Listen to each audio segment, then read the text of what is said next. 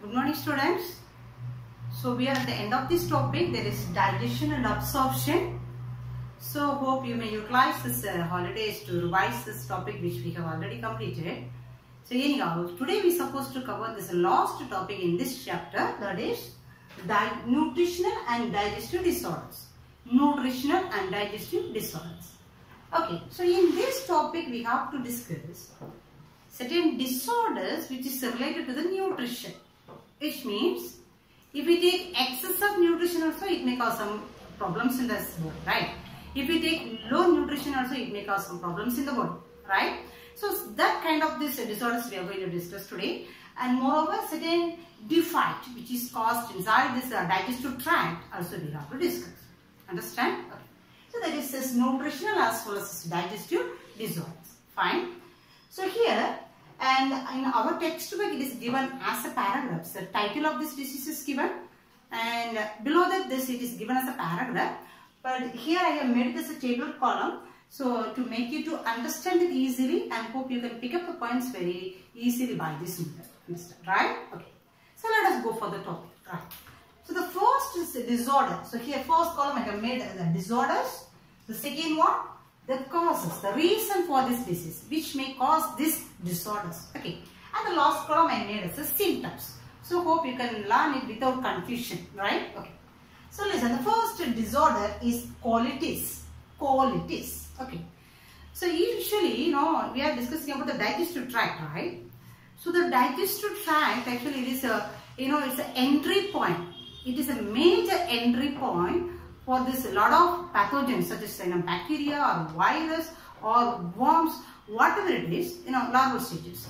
So whatever it is this digestive tract is a major entry point, I could say. So through the diet it used to go inside, right? So that's why they say, this digestive tract, our mouth is this it is more prone to viral or bacterial or pathogenic worm infections, they say, because most of the things, food we are taking through this mouth. So mainly we are taking, we are taking the food through the mouth. So through this path, it's a chance to enter. Understand? That's why when we take the food, sometimes the bacteria or virus may enter through this diet, and finally it may reach this, colon region. Do you remember the colon region? So the large intestine is divided into three, colon and rectum, sigmoid, colon and rectum. So this is the areas listed in this, large intestinal region. So especially when this bacteria or virus into this colon region of this large intestine, there it started to do the inflammation. So what do you mean inflammation? There will be the swelling or redness and the pain, those things may occur. So that is known as inflammation, right? So listen here. So here the title is colitis. So if it causes inflammation in this large intestine, that condition is known as colitis. Understand? So the causes, what is the reason for this disease? That is bacterial or viral and parasitic worm infection. So these may enter through the diet. Okay.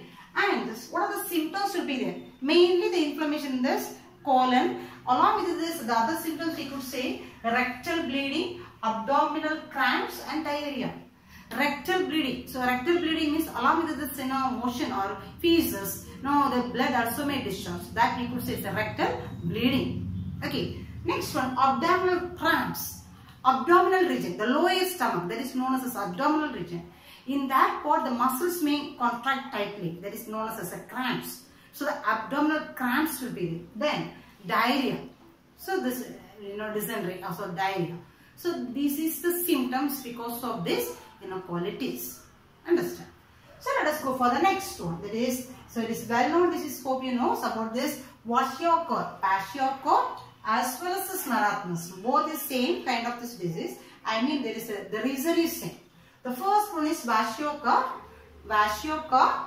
So here the reason or causes is protein energy malnutrition. Protein energy malnutrition. PEM. Protein energy malnutrition. So I hope you may remember in the previous class we said about this caloric value of this carbohydrate, caloric value of protein and this fat, all those things, right? So there we said, WHO and the ICMR has recommended to take this protein level for 1 kg body weight. Do you remember? So the ICMR and this WHO are recommended to take 1 gram of protein for 1 kg body weight per day. Understand? So there is a normal, it's a normal adequate amount that we have to take it. So if there is any changes, if we unless we take these things, it leads to some nutritional deficiency diseases. That is a protein deficiency disease. That is a normal level, they say 1 gram is supposed to take. If there is any deficiency in this level, it leads to protein malnutrition diseases. Malnutrition means low nutrition. Understand?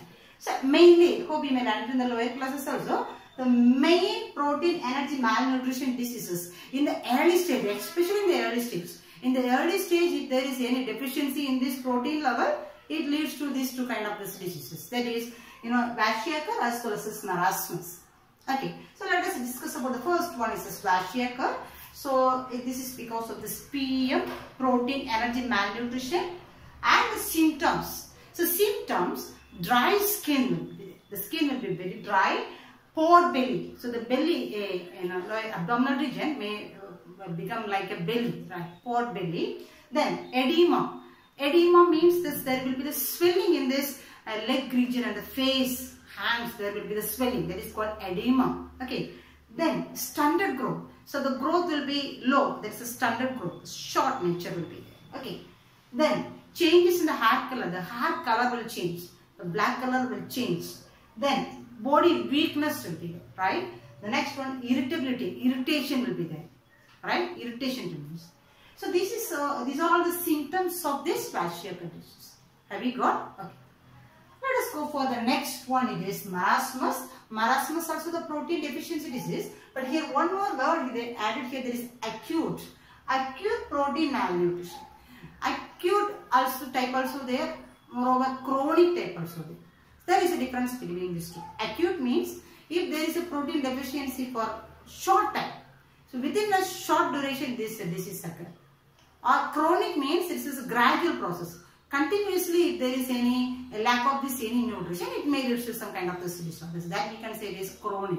Acute means for a few days it is shortage of this nutrition. That is called acute protein malnutrition. Okay, that is the marasmus. Let us see about the symptoms here. Diarrhea will be there. Diarrhea. Then emaciation. Emaciation means the body becomes very thin, very lean. It looks like it's only the skin and this bone alone will be. There is no muscle tissue even. That is called very thin. That is called emaciation. Okay. That's why the next one is reduced fat and muscle tissue. There is no fat will be there in the body. Muscle tissue even won't be there. It's like a skeleton is attached with this skin. Such as appearance will be there, right? And the next one is folded skin. So since there is no muscles, the skins will be folded, right? That's what this is, folded skin. Okay. So that's all about the symptoms of marasmus. Okay. And let us go for the next disorder. This indigestion. Indigestion. Hope you understood, right? Indigestion means, the reason is improper digestion of food. The food is not digested well. That is the reason for this, indigestion. If the food is not digested, what we feel, we feel like, one fullness. We used to say there is no, I'm not feeling hungry, some food, we feel like some fullness. That is because of indigestion. Okay, so that is why it is mentioned as improper digestion of this food. So we feel one fullness, and here they said inadequate enzyme secretions. So enzyme, and we said from the mouth to this intestine, enzymes are secreted for the digestion of this food, right? So if this enzyme is not secreted well, it leads to indigestion. Okay. Then they said this is anxiety.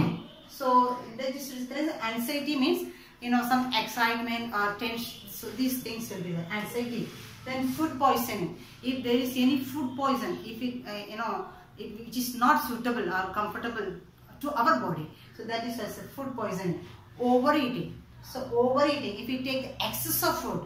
Okay, excess of food, spicy food. If you take spicy food, actually these are all this, causes. Inadequate enzyme Actually, this has to come to this side. Okay. Okay. Inadequate enzyme secretion. If the enzyme is not secreted well, the food will not be digestible. Okay. Any excitement, tense, that is anxiety. If you take any, contaminated food, it may lead to food poison. The food poisoning, overeating. So, spicy food. These are also leads to this improper digestion. So, the what feel will be there? Fullnessness will be there.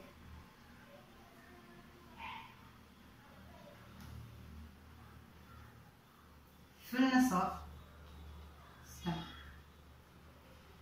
So, this, it may lead to this one. So, we don't feel hungry. Understand? Okay, next one is constipation. So, constipation, and here also almost the same reasons will be there. Constipation means after final digestion, the feces will be there, right? The feces may stay in the rectum, and it is related to this nervous system to get the tendency to eliminate this one. Until that, it will be stored inside this rectum. But here, if we take the reason, if we take in a less amount of this fiber food, if we take less amount of, actually when we have to take this food with this fiber as well as this water rich food. So that's why they used to say the balanced diet, right? So those kind of the food we used to take. So when we take less fiber food, or when we take less amount of water, or after food if we are fully under rest without any physical exercise. Physical exercise means it doesn't mean as like as this bodybuilders. Our day-to-day life work also, even walking and moving, we are moving around to do the works. So these are the regular activities. So if we are not doing this, even these regular activities also, that is the lack of physical exercise. Just we will take the food and we will take a rest in one side, right? So in these conditions may lead to indigestion. So it may lead to constipation. So constipation means the feces will not be eliminated out. It will be stored inside this rectum region. So that condition is called constipation, right? So this disorder is constipation, poor intake of fiber food, lack of physical exercise. So what are the symptoms will be there? Feces retained in the rectum. Understand? So this is just 5 diseases or disorders we discussed now. Let us go for this next disorders. Fine. So let us discuss about the next disorders. The first one is again, it is vomiting. It is, when we take any harmful substances along with the food, or when we take any contaminated food along with our diet, our stomach will reversely send it back. Understand?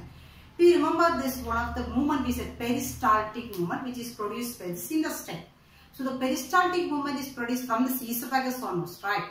So this movement only bringing the food in one direction, right? So it will pass the food from esophagus to stomach. Understand? But here, when we take sometimes, in cases, when we take any contaminated food or any harmful substances along with the diet, what happens? The stomach will send it reversely. So that movement is known as reverse peristaltic movement. The reverse peristaltic movement, that is called it as reverse peristaltis. Okay, so when we produce a reverse peristaltis movement, this undigested food or this contaminated food will come back to the mouth. Okay, first they will get one nausea tendency. Nausea means it don't come out outside. The waste don't come out outside. We will get the tendency of this vomiting. That is known as nausea. Then it is leading to vomiting. Understand? That is this vomiting, and the causes is harmful substances or contaminated food, right? Here symptoms reverse peristalsis and nausea, it is leading to vomiting. Have you got? Okay. And the next one is jaundice. So jaundice, I hope you heard about this one, jaundice. So jaundice is here the liver will be affected. So mainly the liver is affected, and maybe one of this reason for this liver affection or infection is this virus, that is hepatitis virus. So the when this hepatitis virus is affecting this liver, so the liver cells may damage. Okay, and we remember in the previous class, I hope we discussed about this one of this function of this liver. Other than this digestive function, the liver is doing some other functions we discussed, right? There, one of this function, the liver is useful to distract or destroy this aged RBC cells and this damaged RBC cells will be destroyed in the liver, right?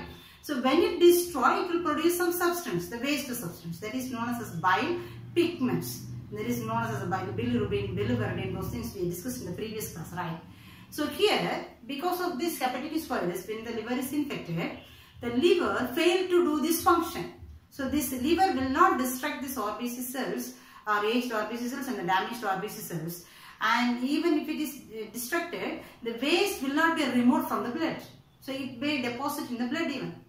Understand? So the deposition of this bile pigment will be there in the blood.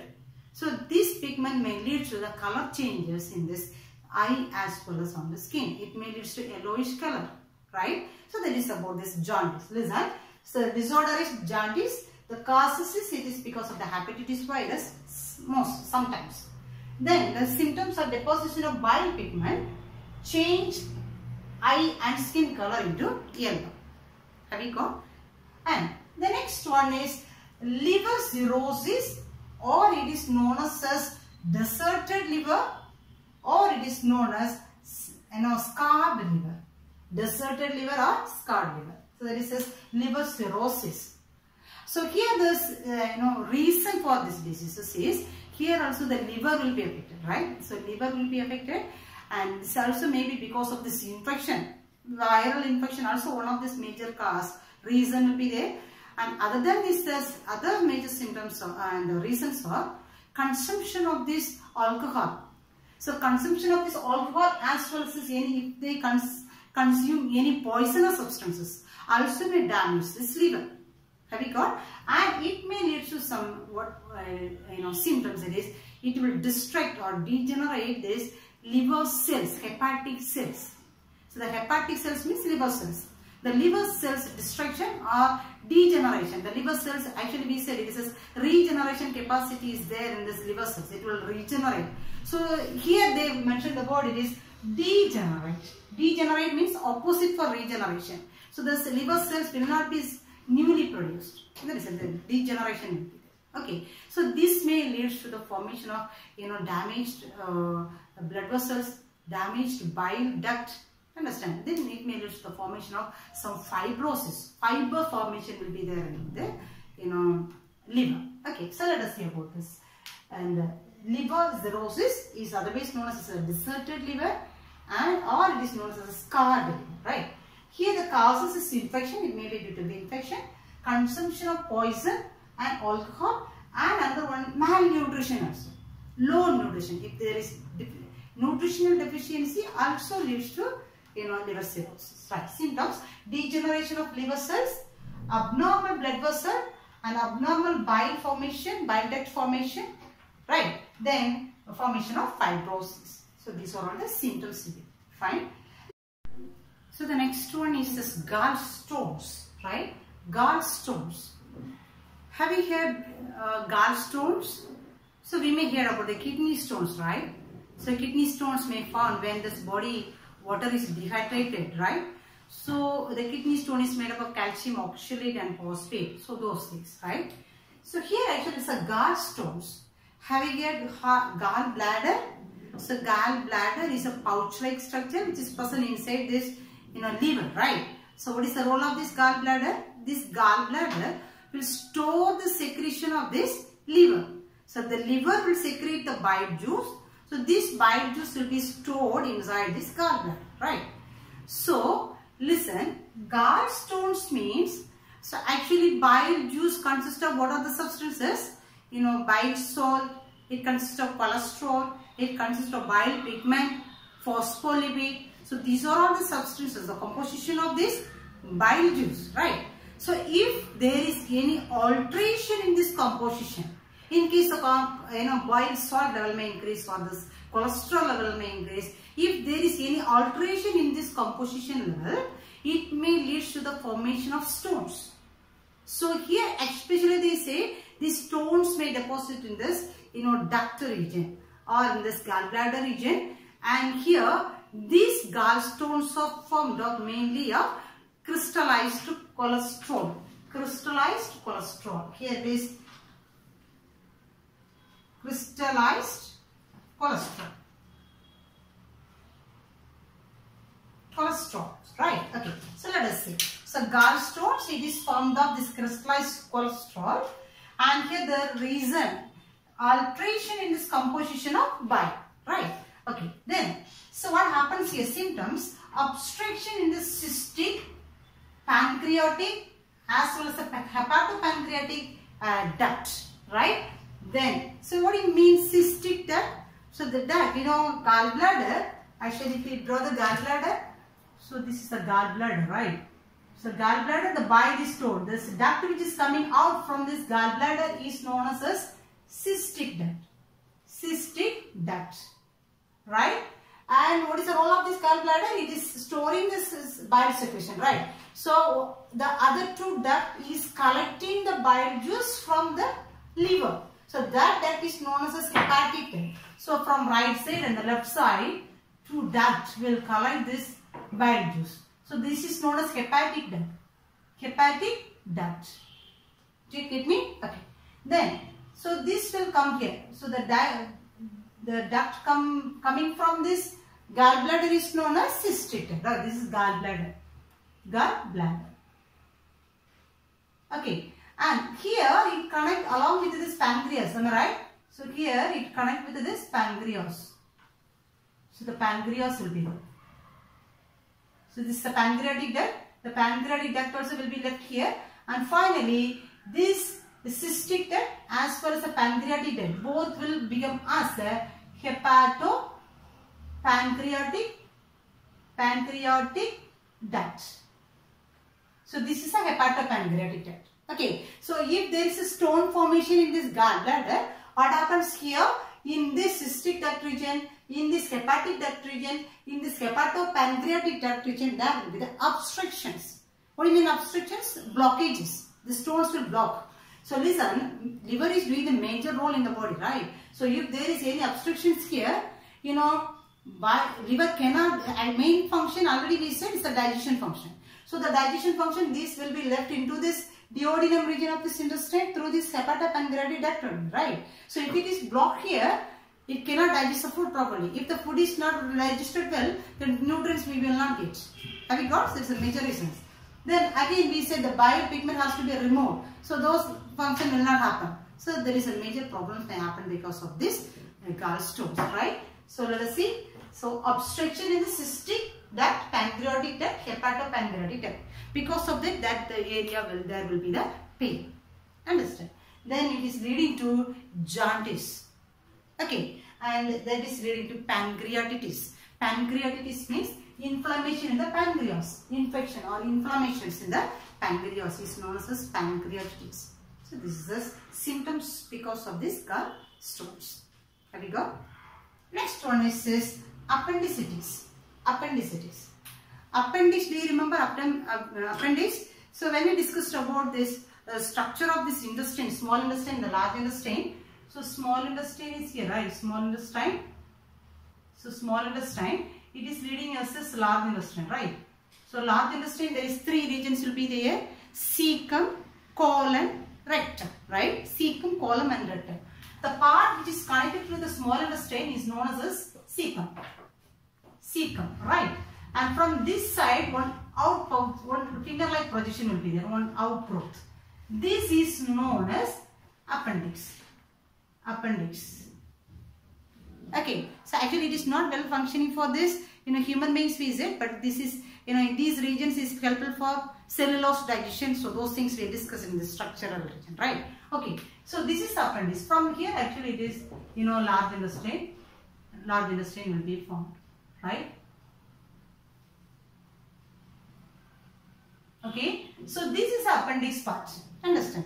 So if there is any infection occur in this appendix, this condition is known as appendicitis. Right? Appendix.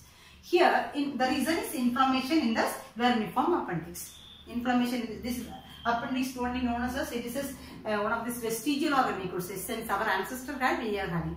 So, but there is no specific function with this appendix for mammals. That's why they say it is a vermiform appendix, right?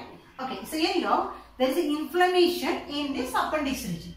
Okay, so in the beginning stage, we will will get the symptoms, abdominal pain will be there, right? So abdominal pain. So if there is a pain, so immediately we have to go for the treatment.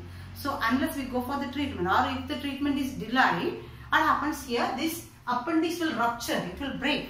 So the infection may spread over this the overall abdominal region, right? That condition is known as peritonitis. Peritonitis.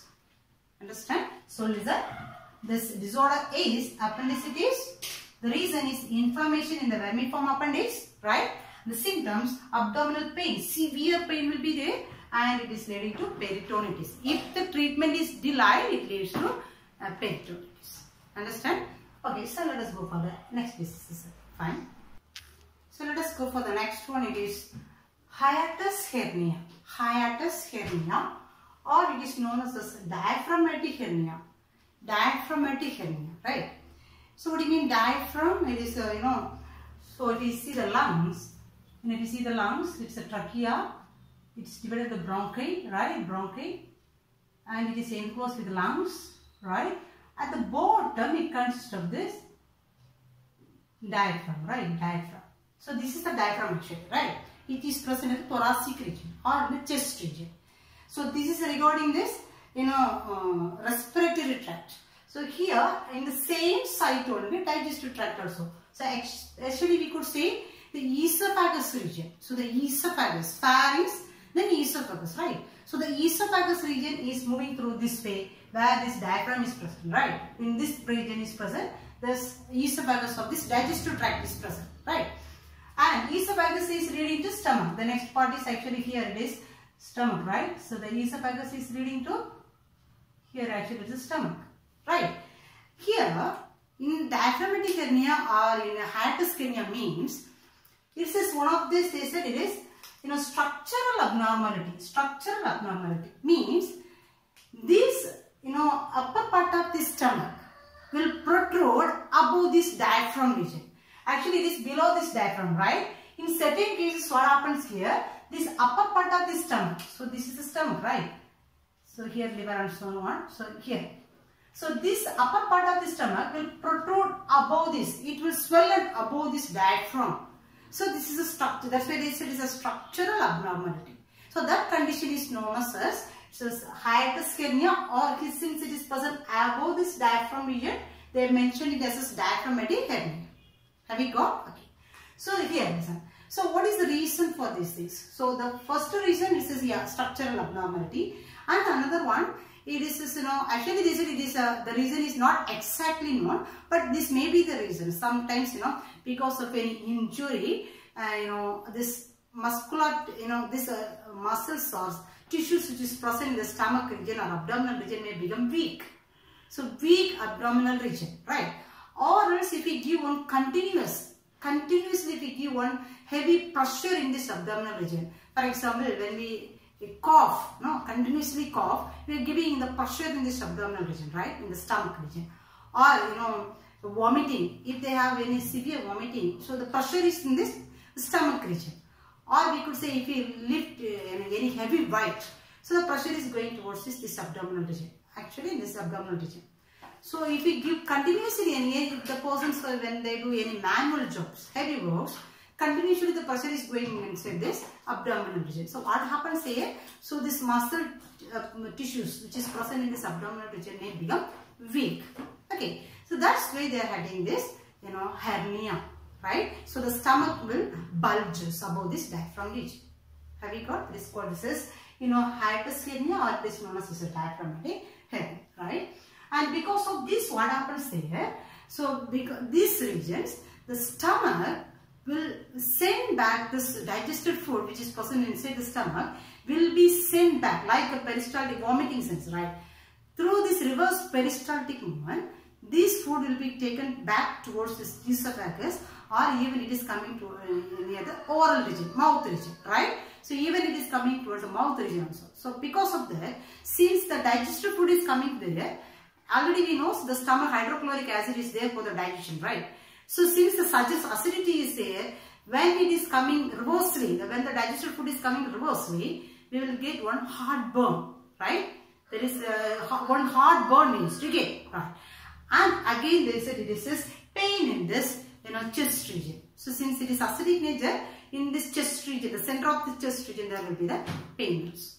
Have you got? So that's all about this hiatus hernia or diaphragmatic hernia, right? And the next one is diarrhea. Diarrhea. So this causes of this diarrhea, or reason for this diarrhea is any bacterial or viral infection. So when we consume this bacteria or virus along with our diet, it may lead to diarrhea. Understand? It may lead to diarrhea. So in such a cases, what happens here? Actually, because of this infection, especially we said, digestion and absorption. Do you remember in the digestion and absorption? After digestion, absorption process is going on. But the absorption process is going on even in the mouth also, and stomach also, and small intestine and large intestine. So these are all the areas the absorption is going on. But the major absorption site is the small intestine, right? And large intestine also absorption is going on. Mainly in the colon region we said, absorption process is going on, especially water absorption. So the water absorption is going on in this colon region of this large intestine, right? So because of this infection, what happens here? This colon region will not absorb this water. So absorption means it will absorb and send back to the body, right? But if there is a lack of this absorption in this colon region, what happens here? Along with the fecus, this water level, water also will be eliminated. So the water level will increase in the feces. Understand? That's why the lot of water will be eliminated from the body. So that condition is, we could say, this is dehydration, right? Dehydration. Have we got? So listen now. So this disorder is diarrhea. This causes this bacterial or viral infection, right? So what are the symptoms will be there? Increase liquidity of feces discharge.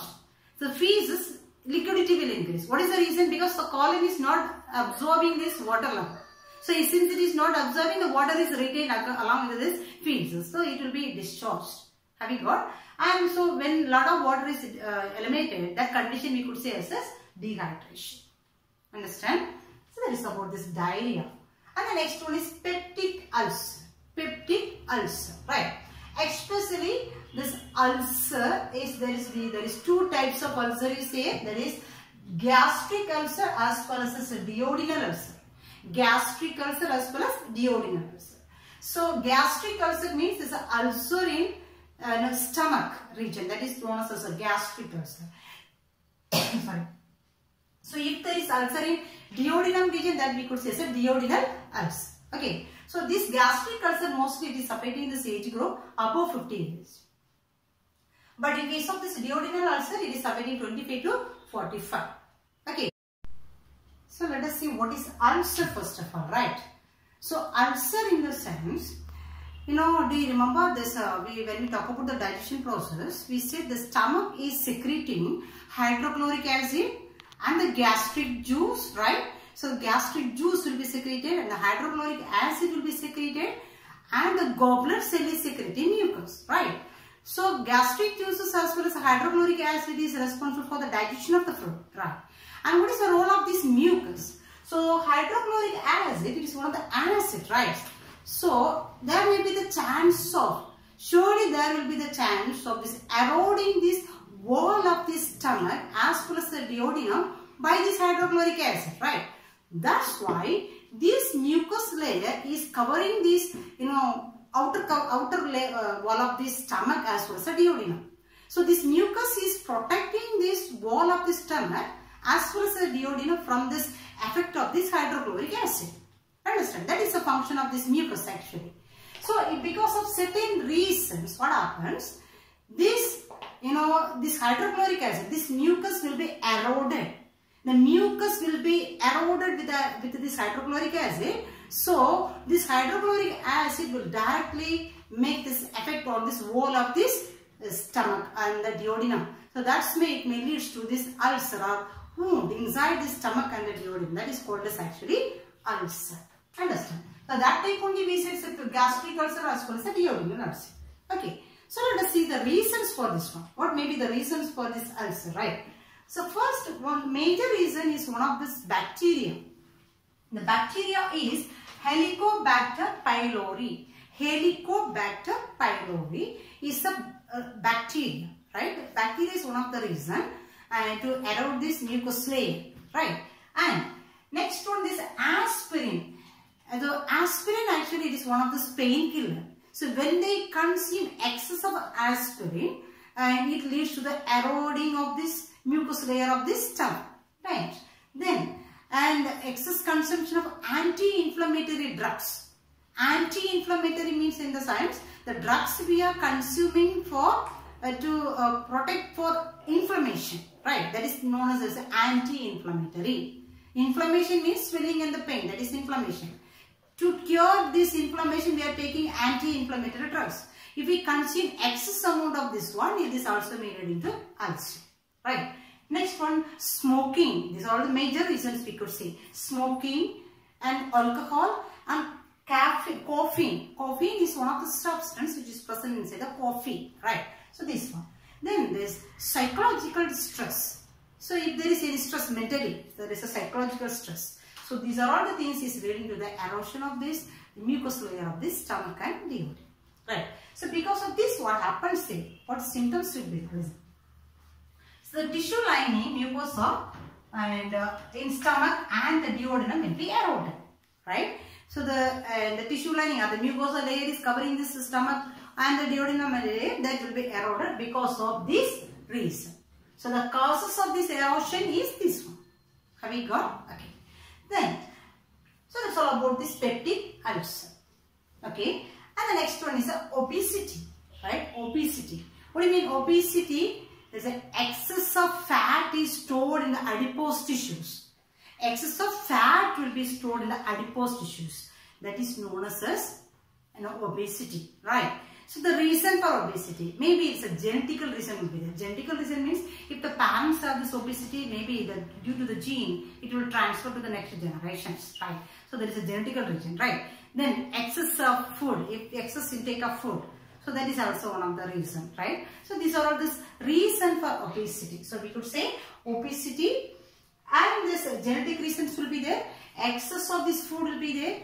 And sometimes endocrine disorders. Endocrine, what do you mean endocrine? Endocrine glands. So endocrine gland is secreting the hormones. If there is any imbalance in this hormone secretion, also may lead to obesity, right? Then metabolic disorder, metabolic activities. So metabolic activities, various metabolic processes is going on inside the cells, right? To convert to the energies and so on. So during these metabolic activities, if there is any abnormalities there, that we can say metabolic disorder. Also may lead to this obesity, right? And so here this obesity may lead to the symptoms hypertension. Hypertension means high BP will be there, high blood pressure will be there. Atherosclerotic heart diseases, which means this obesity means, of course we said there is a fat deposition will be there, right? So the fat will deposit on this wall of this blood vessels. So if there is a blood vessel, so the fat will deposit. So the fat deposition will be there in this wall of this blood vessels. So the fat will deposit here. So when it deposits continuously, what happens here? The blood vessel may become narrow. See, it becomes narrow. So the blood flow, the speed and all those things will be reduced. This only leads to so many problems like this, heart attack and so on, right? So that is this atherosclerotic heart disease. Atherosclerotic heart diseases, right? Then diabetes. Of course, it may lead into diabetes. Understand? So that's all about this, obesity, and how can we consider whether one person is in obese or not, right? So that is with the help of this one equation, that is body mass index, BMI. Hope you may land below it plus. BMI means body mass index. The normal body BMI for adult is 19 to 25. The normal BMI range for adult is 19 to 25. If this BMI is above this 25, it is considered as obese. Or if it is below this 19, we could say they are not up to the level. Understand? So the normal is 19 to 25. Then how do we calculate this obesity or BMI, right? So normally this weight of this person is divided by this height of this person, right? Weight divided by height. Weight of this person divided by height, but weight, this unit is, it should be in kilogram, and this should be in, height should be in meter square. Have we got? Weight divided by height, weight unit must be in kilogram and the height should be in meter square. So one of this example they have mentioned in our text, that is, if the person's body weight is 50 kg, body weight is 50 kg, right? And the person's height is 160 centimeter. 160 centimeter means 1.6, 50 divided by 1.6 square, right? So equal to, that is 19.5. 19.5, right? 19.5. So 50 divided by 1.6 square. So if we divide this, we will get the answer 19.5, right? So the normally we said is a 19 to 25. So if it is 19.5, the person is normal. Have we got?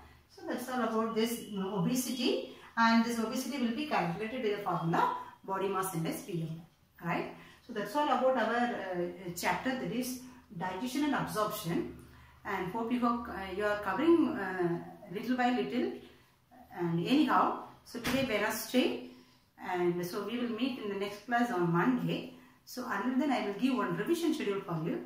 Hope you will cover it up as per this revision schedule. Fine. So look at this revision schedule. So from today onwards you can begin this revision, right? So 18/11/2020 you can go for the first topic. It is steps in process of digestion, ingestion, digestion, absorption, assimilation, digestion, all those things, right? And structure of alimentary canal. So structure of alimentary canal in the sense you have to begin from what about the buccal cavity. So the organs which is present in the buccal cavity, dental arrangement. So there's defect in this dental arrangement and this tongue region. So those things you have to write, right? Okay. So buccal cavity you have to write. Then it is pharynx. What is in the pharynx? What is in the esophagus? Then structure of stomach, small intestine, large intestine. So these are all the things to be included under the structure of alimentary canal. Okay, so that you can cover up today, right? The 19/11/2020 you can go on the histology of gut. Histology in the sense we said the gut is made up of these 4 layers. Outermost is serosa, muscularis, submucosa, as well as mucosa layer, right? And each layer is made up of what kind of the small tissues. So that we have said about this histology of gut. So if you can, before you begin the topic, you can once again you can watch this video also if it is needed, right? Then the next one is the digestive glands. Digestive gland in the sense you can learn this about the salivary glands, then this gastric glands and the intestinal glands, right? So the gastric gland, gastric gland and the liver and pancreas. So liver, structure of liver, secretions of the liver and the special functions of the liver, and about the pancreas also you have to learn under digestive glands. Okay. Then 2011/2020 you can go on the digestion of food. So here actually this is the topic we have explained as equation wise. Do you remember? I hope you have written this equation. If you written as a equation, it will be easy to pick up the points for you, right? So better you write this equation, watch this video once again. If you are not written, watch the video once again, write the equations, and easily you can explain this equation. That is the point actually. Okay. So in the digestion of food, you have to write what are the digestion processes taking place in this buccal cavity. The digestion process takes place in the stomach. Digestion process takes place in the small intestine. That's all. Okay. Actually, 3 sides only you have to write it. Right? Okay. Then 21/11/2020 you can go on absorption and assimilation. So digestion process is over. Because due to this digestion, the complex molecule became as the simplest molecule. Carbohydrate became glucose, protein became amino acid, fat became glycerol and fatty acid. So that will be absorbed. It should be absorbed from this cavity. Now in the intestinal cavity, it is there in the lumen. Lumen means center. So this is the lumen, right? This is center. This is known lumen. So here only now the digested food is there, right? So it should be absorbed in this villi. So that process only we say this is absorption. So from one side to the next side it has to travel. So that is known as absorption process. How it will be, in which method carbohydrate will be traveling, or which method protein or fat, water, all those things will be traveling. Either it is a diffusion process or facilitated process or active process and so on. So that we have said. Okay. Then wherever the absorption is going on, as we said, small intestine is a major site for this absorption. Other than this, mouth and stomach, large intestine. So these areas also absorption is going on. So that we have to write wherever the digestion process is going on and which nutrition will be absorbed in each site. Very good. And assimilation, the cells it will be converted into energy. That is process is known as assimilation. Then digestion, sending out of this waste substances that becomes it is feces matters. That is digestion. Then caloric as versus physiological fuel value. Caloric value of carbohydrate and the physiological fuel value of carbohydrate, protein, fat, all those things we said, right? So that you have to know, right? Okay. Then 22nd, 11, 2020, today's topic. There is nutrition as well as digestive disorders. Okay. So please go on these topics before we meet in the next class. So we will meet on Monday with a new topic, right? Thank you.